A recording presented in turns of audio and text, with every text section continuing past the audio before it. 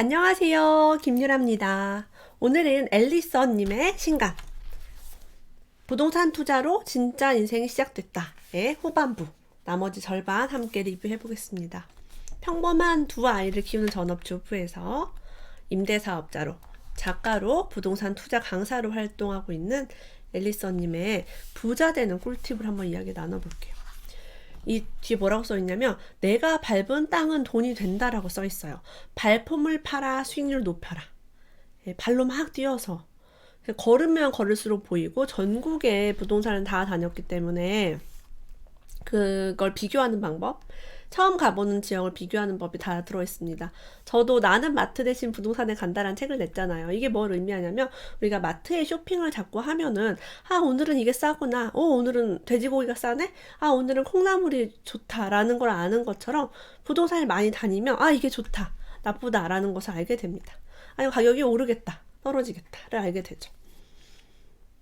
제가 오늘 썸네일에 현금 뭉치를 이렇게 쭉 세는 장면을 일부러 했어요. 뭐 할까 하다가 현금은 웬 현금이냐라고 우리 썸네일 만들어주시는 분이 와 이러더라고요. 그래서 내가 아니 별거 아니고 요즘 그 온누리 상품권 또 싸게 해준다 그래가지고 제 온누리 상품권 또 열광 팬 아닙니까? 온누리 상품권으로 이제 과일도 사고 고기도 사고 도매시장도 저는 그걸로 소비하고 동네 뭐 안경원이라든가 동네 정육점 같은 데서도 많이 쓰여요. 그래서 좀 사놓으려고, 그리고 뭐 기타 등등 현금으로만 또 살 수 있는 것들이 있으니까 그래서 조금 가지고 있습니다. 한번 이야기 나눠볼게요. 자, 우리가 부동산을 볼 때는 나무가 아닌 숲을 보라고 합니다. 인구 250만 명의 대구광역시를 알고 싶다면 가장 먼저 수성구를 공부해야 한다. 서울을 알려면 강남 3구 먼저 봐야 되고, 대구 부천 수성구는 부촌 수성구는 서울의 강남과 비슷하다. 2015년 정점을 찍고 잠시 주춤하던 수성구의 집값이 2017년부터 왜 끝없이 오를까?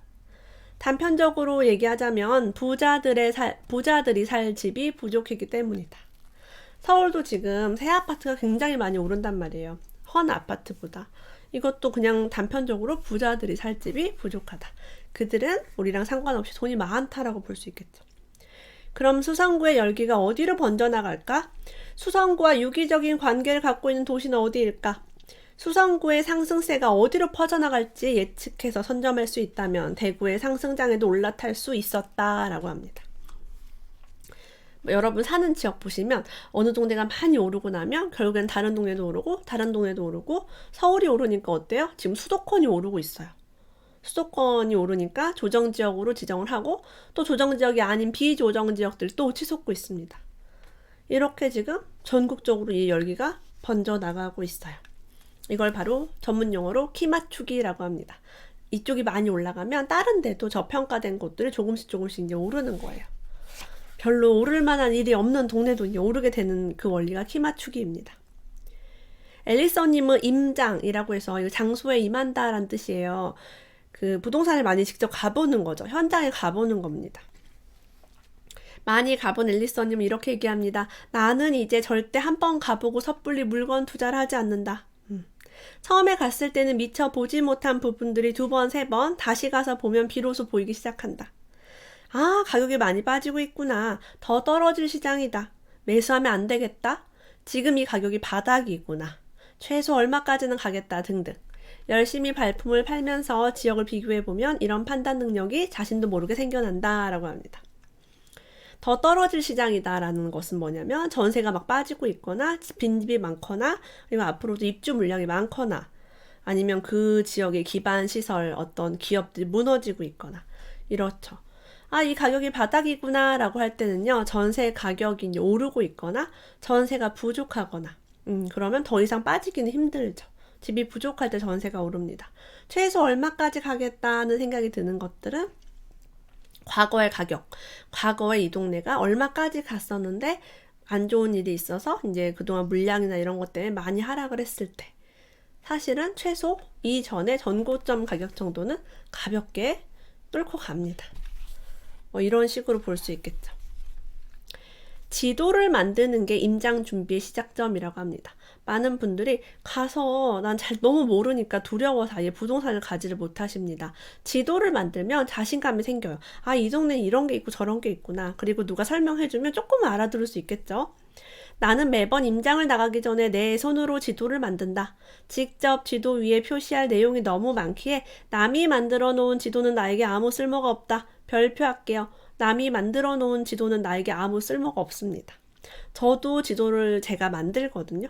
진짜 남이 만든 거 여러분 아무 쓸모가 없고요. 알아보지도 못하고 그 써있는 걸 보는 게 중요한 게 아니라 부동산 지도를 만들 때 어떤 것을 내가 거기다 적는 그 행위 자체가 중요해요. 내가 그것이 핵심이라고 생각하니까 적다 보면은 별표를 하고 적다 보면은 이 전체 중에서 2단지, 2단지, 2단지를 사야겠다라는 그런 생각이 들거든요. 실제 임장지도가 이런 식으로 되어 있습니다. 네. 이게 어디더라? 어쨌든, 임장지도가 잘 되어 있어요. 우리도 이렇게 만들면 돼요. 임장지도 만드는 방법. 이렇게 보시면은 너무너무 설명이 잘 되어 있는데 내가 이걸 그림이니까 또 말을 못해서 아쉽네요. 일단은 이제 캡처를 해가지고요. 동 전체를 이제 보통 분석을 하잖아요. 무슨 동. 구까지는 안 하고 최소한 그 동 안에 있는 아파트 몇 개 정도는 이제 몇 개는 아니 몇십 개 정도 이제 봐야 되니까 지도를 다 이제 캡처를 해서 A4지를 이제 여러 개를 만들어서 걔를 다 이제 짜집기를 합니다. 그래서 뭐 6장 막 이렇게 최소 4장, 6장 이렇게 해서 딱 갖다 붙이죠. 붙여서 그 여백을 이어 붙이는데 반드시 풀을 이용해야 된다라고 써 있어요. 제가 처음에 모르고 테이프로 붙였거든요. 써 있어. 테이프로 붙이면 이음새 부분에 나중에 글씨를 쓸 수 없게 된다. 정말 힘들게 그거를 다 캡처를 해서 겨우겨우 그 라인 다 맞춰서 붙였는데 세상에 글씨가 안 써지네. 글씨가 테이프 이만하잖아. 테이프가 이만하니까 볼펜도 안 써지고 형광펜도 안 써지고 그랬던 또 안타까운 초보 시절이 생각이 납니다. 여러분이 이런 책을 보시면 그런 시행착오를 좀 막을 수 있어요. 풀로 붙일 걸. 왜 테이프로 붙여가지고. 그죠? 자, 우리가 이제 이렇게 아파트를 분석할 때 랜드마크 아파트를 분석하려고 합니다. 랜드마크가 무엇이냐? 보통 그 지역을 대표하는 아파트를 말한다. 요즘은 신축 아파트들이 입주하게 되면 그 지역에서 가장 비싼 아파트가 되고 랜드마크 아파트로 등극하는 경우가 많다. 호갱노노라는 사이트가 있어요. 호갱님 할 때 호하고 갱이에요. 갱. 이응. 호갱노노 사이트에 가면요. 그 지역의 지도를 딱 띄울 수 있어요. 내가 원하는 아파트가 30평대다. 그럼 필터에 30평 넣고 입주 3년차, 5년차 다 넣을 수 있어요. 그리고 내가 가격을 5억 이하만 보겠다. 그럼 5억 이렇게 4억에서 5억 사이만 보겠다. 이렇게 내가 원하는 자금에 맞춰 다 할 수 있어요. 요즘은 갭 가격이라는 게 있더라고요. 내가 지금 자금이 5천만 원 있다. 그러면 갭 가격을 5천 이하로 맞춰 놓으시면 그것만 딱 지도에 떠요. 되게 신기해요. 갭 가격은 언제 생겼는지 모르겠네요. 어쨌든 얼마 안 된 것 같아요. 집 모양 위에, 그러니까 지도에 왕관 모양이 딱 뜨거든요. 여러분 한번 해보세요. 월간 방문자 1위 아파트래요. 집에 왕관 쓰고 있는 거. 그게 랜드마크일 확률이 매우 높습니다. 사람들이 많이 클릭해서 보는 거. 솔직히 말씀드리면 저평가된 지역, 그러니까 그동안 가격이 오르지 않았던 지역에 투자를 하신다면 그 월간 방문자 1위에 왕관 쓴 아파트를 투자하는 것이 맞습니다. 나중에 오를 때 가장 많이 오르죠. 왜? 사람들이 많이 보니까. 많이 보고 가고 싶어 하니까. 대부분 가장 비싼 아파트이기도 합니다. 자, 그러면 직접 우리가 부동산에 가서 왜 그 아파트가 랜드마크가 되었는지 직접 가서 보고 주변 입지를 분석해보면 바로 지역 공부가 됩니다. 그래서 이렇게 왕관을 쓴 단지들의 특징이 있어요, 지역마다. 제가 알아본 바로는 학군이 일단은 좋고요. 두 번째는 학원가라든가 학원도 잘 돼 있고요. 상권. 뭔가 이렇게 우리가 돈을 쓰고 부자들이 누릴 수 있는 그런 편의시설이 매우 잘 되어 있습니다. 이런 세 가지, 교통이 좋은 경우도 굉장히 많았고요. 근데 지방 같은 데는 또 지하철 같은 게 잘 되어 있지 않으니까 여러분도 한번 그 왕관 쓴 지역을 가보시면 정말 좋고요. 저는 걸어 다니다가 지금 여기서 내가 밟은 땅이 돈이 된다고 하잖아요. 여러분도 부동산 어렵게 생각하지 마시고요. 걸어가다가 저기에는 저 아파트가 지금 짓고 있네? 쟤는 얼마일까? 라고 하면 네이버에 들어가서 그냥 보세요. 아, 얼마짜리구나. 호갱론으로 들어가서 이 주변의 전세랑 매매가 어느 정도 수준인지 그런 걸 한번 보시는 게 바로 임장이고 발품이죠. 굉장히 쉽게 파악할 수 있습니다. 자, 매물을 조사할 때는요, 내가 뭔가 사고 싶은 아파트가 있을 때 전세가 3건 이상이 있으면 섣불리 매수하지 않는다고 합니다. 전세가 거의 없거나 1개, 2개 정도 있을 때는 내가 사서 전세를 놓으려고 하는 물건과 현재 나와 있는 전세 매물과 비교를 한대요. 뭐가 더 좋은가? 저거는 층수가 별로 안 좋은데 내게 좀 좋으네? 저거는 수리가 하나도 안 돼 있는데 우리 집은 되게 깨끗하네? 이렇게 비교를 할 수 있는 거예요. 해서 내 물건이 전세가 잘 놔줄 수 있는 환경일 때만 매수를 한대요. 이거 사실 여러분 정말 좋은 포인트예요. 전세를 놓을 수 있을지 없을지 모르면서 막 매수하면 이제 망하는 거예요. 잔금을 못 치릅니다. 소액 투자가 불가능하죠. 지금 앨리서님은 뭐 1,000만 원, 2,000만 원, 3,000만 원 이렇게 적은 돈으로 투자를 했는데 그게 가능하려면 100% 세입자의 자금으로 전세를 맞춰야 됩니다. 자, 거래가 완료된 매물이 되게 많았어요. 근데 누가 그거를 투자자들이 몰려와서 막 사가요. 그럼 다 전세로 나와요. 그럼 갑자기 전세가 없다가도 우르르 생깁니다. 여기서 또 하나 팁을 드리자면 저는 매물이 많은 지역은 매수를 안 해요. 그러니까 전세가 없어요. 매매는 많아요. 내가 샀어. 전세를 비싸게 놨어. 그럼 사람들이 그걸 보고요. 매매랑 전세랑 차이가 얼마 안 나네. 이러고 또 우르르 사버려요. 네이버는 다 보이니까 이제. 그러면 그 10개 있던 매물이 갑자기 전세 매물로 훅 넘어오게 되는 아주 불상사가 벌어집니다. 그래서 근데 만약에 매물도 뭐 1개고 전세가 빵이다. 이런 거 완전 그레이트하죠. 내가 매물 딱 사서 전세 놓으면은 매매도 없고 전세도 없고 이런 지역은 아주 편하다라고 볼 수 있습니다. 2019년 12월부터 창원에 3, 4단지 입주했대요. 어디 3, 4단지인지 잠깐만요.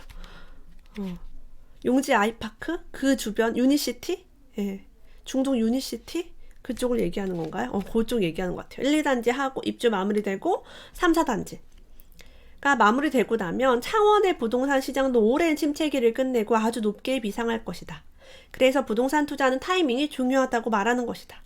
자, 이 책을 쓴 앨리서님이 부동산 전문가로서 2019년 12월부터 3, 4단지 마무리되면 아주 높게 비상한대요. 높게. 이런 것만 여러분이 봐도 내가 지금 창원에 살고 있는데 혹은 우리 부모님 창원에 살고 있다. 그럼 이런 얘기 해주는 거지. 사진 찍어서 보내는 거죠. 엄마, 창원은 지금 팔면 될까요? 안 될까요? 그러면 이런 거 실거주자라도 내가 이런 책을 읽음으로써 정보를 가질 수 있는 거예요. 근데 부동산에 관심이 없는 사람은 계속 있다가 창원이 드디어 오른다. 근데 지금 또 경기가 안 좋잖아요. 그러니까 지금 이제 집을 팔아야겠다 이러고서 이제 오르기 시작했는데 이제 파는 사람도 있죠. 팔고 어떻게 돼요? 후회하죠. 나중에 1년 2년 있다가. 자, 여기서 이렇게 나와 있어요. 지역을 파악하는 부동산에 가서 우리가 뭘 해야 되는가? 부동산에 가서는 가급적 많이 듣고 오라고 합니다. 내가 아는 내용이라도 묵묵히 들어라. 잘난 척하지 마라 라는 뜻이죠. 어설픈 질문은 오히려 소장님의 입을 닫게 만들 수 있다. 나는 그저 맞장구와 추임새만 넣으면 된다. 지금 여러분 이런 말들이 그냥 나온 문장이 아니라 정말 뼈를 때리는 말입니다. 여러분이 아는 것도 모른다고 생각하고 그냥 들으시면 돼요. 질문도 필요 없습니다. 소장님이 그냥 하는 거를 맞아요. 대단합니다.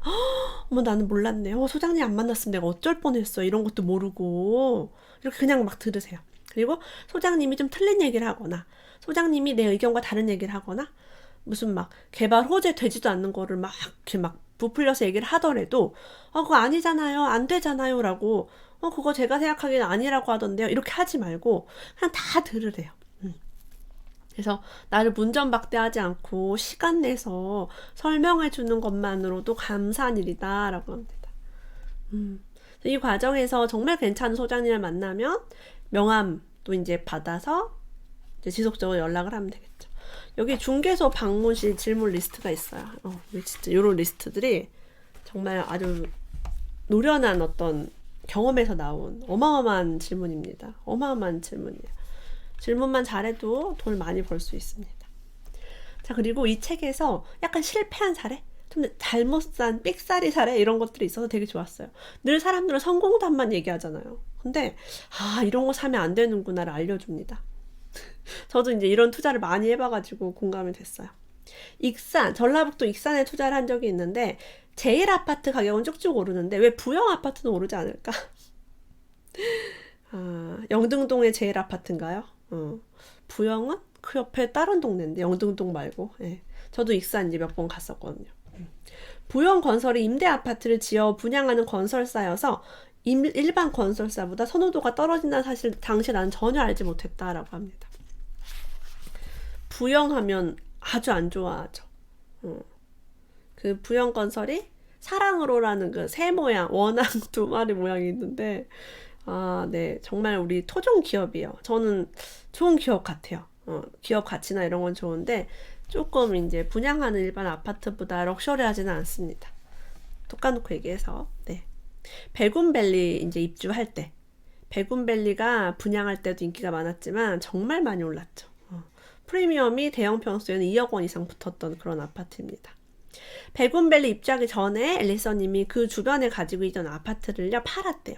왜냐면 입주를 하게 되면은 물량이 막 쏟아지고 사람들이 거기 입주를 하고 백운밸리로 입주를 하기 위해서 기존 주택을 팔기 시작하니까 가격이 살짝 하락할 수밖에 없거든요. 일시적인 어떤 일이죠. 그런 것들 항상 일어나는 어디서나. 그래서 백운밸리 입주 몇 달 전부터 매도에 신경을 써서 이제 좋은 가격에 팔았다고 합니다.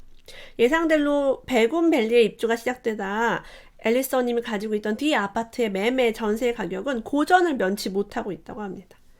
그러나 장기적으로 봤을 때 입주 폭탄은 위기일 수도 기회일 수도 있다.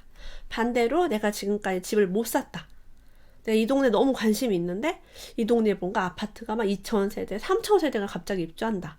그럼 사람들이 기존 주택 팔고 넘어간단 말이에요. 세입자도 거기로 들어간단 말이에요. 여기가 세도 좀 빠지고 매매도 살짝 빠질 수 있어요. 그때가 오히려 내가 탁 금매를 잡을 기회이지 않을까요? 제가 대전에 집을 살 때 저희 집 주인이 세종시에 입주하는 사람이었어요. 대전에 집값이 계속 빠졌어요. 세종시로 다 넘어가니까. 덕분에 저는 대전 둔산동에 있는 집을 제가 마음에 드는 집을 깎아가지고 시세보다 싸게 살 수 있었죠. 2018년 9월 입주한 도룡 SK뷰, 이거 대전에 있는 아파트 얘기입니다. 그래서 지금 제가 하는 말이 저 뭐야 무슨 아파트야 라고 대부분 그러실 텐데 이 책을 읽으시면서 꼼꼼하게 도룡 SK뷰가 뭐야 이러면 핸드폰으로 이렇게 검색해서 보시면 돼요. 아, 이런 아파트가 있구나. 자, 2018년 9월에 입주한 아파트는 33평 분양 가격이 4억 8천만 원이었어요. 근데 지금 10억이 뭡니까? 네, 10억을 넘어섰습니다. 대전의 대장주라고 볼 수 있겠죠. 제가 지금 쓰고 있는 화장지가 여러분 도룡 SK뷰 화장지 보여드릴게요. 보이시나요? 도룡 SK뷰 화장지. 여기도 보여드릴까?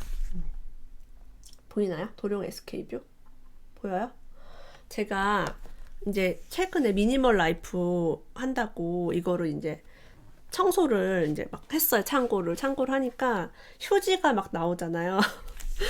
그래서 이렇게 틈이 나는 대로 저는 도룡 SK뷰 가지고 있지도 않고요. 분양을 그때 받을 수도 없었어요. 지금 여기 보니까 총 383세대 중에 일반 분양이 185세대밖에 안 돼요. 그때도 경쟁률이 매우 셌습니다. 저는 무주택자가 아니기 때문에 뭐 불가능했어요. 했는데 어쨌든 이렇게 부동산을 가본 거예요. 저 휴지 2개 있어. 또 있어. 하나 더 새 거.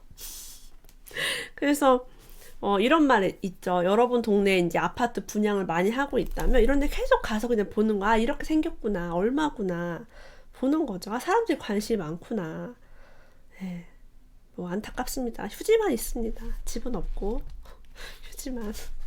그래서 우스갯소리로 우리 그런 말들이 있거든요. 세종시, 제가 사는 세종시도 분양을 지금까지 엄청나게 많이 했어. 다 새 아파트이죠, 여기는. 그래서 식당에 가도 부동산에 가도 집집마다 다 이런 휴지를 쓰고 있어요. 막 무슨 아파트 몇 세대 막 대단지 막 이런 휴지들을 다 쓰고 있단 말이에요. 왜냐면 한번 부동산 그 모델하우스 갈 때마다 남편이랑 나랑 하나씩 휴지 2박스씩 받아오니까. 그죠? 그리고 한 번 돌 때 모델하우스가 막 붙어 있거든요. 세종시는 예전에는 막 여러 개 연속으로 했으니까요. 여기 보고 저기 보고 저기 보고 뭐 상가도 막 분양하고 하니까. 우스갯소리로 휴지를 돈 주고 사면 바보다. 휴지는 공짜로 쓰는 거다라는 말이 나오기도 했습니다. 자, 이렇게 앨리서님은 많은 곳에 이제 임장을 다니잖아요. 근데 임장을 다닐 때 기록을 제대로 하지 않으면 다 뒤섞여 버리고 하루 이틀만 지나도 까먹습니다. 내가 어디에 갔었지? 거기가 얼마짜리였지? 뭐 무슨 집을 봤었지? 기억이 안 나요. 그리고 우리가 뭔가 집을 볼 때요, 그렇다 종이를 들고 막 메모하면서 이렇게 막 사람이 무슨 말하는데 막 적으면서 하기가 좀 그래요. 그래서 임장할 때 필수 프로그램으로 에버노트라는 것을 이야기했습니다. 저도 이 에버노트를 쓰고 제 인생이 바뀌었다고 해도 과언이 아닙니다. 무료로 사용이 가능하기도 하지만 저는 유료로 쓰고 있고요. 사진을 찍고 저장하고 필기, 촬영, 녹음까지 다 가능합니다. 그래서 노트 하나 안에다가 내가 대전시 서구 둔산동 크로바 목련 한마루 아파트 191010 이런 식으로 제목을 임장간 날짜를 해서 그 안에다가 사진도 넣고 내가 분석한 거, 부동산 중개업자에게 들은 거 다 적는 거죠. 시세. 지금 내가 무슨 동, 무슨 아파트에 몇 동 몇 호를 얼마짜리를 봤는데 뭐 이 집은 언제까지 이사를 나가야 되고 지금 현재 뭐 세입자가 살고 있으며 이런 거 다 적어 놓는 거예요. 너무 좋죠.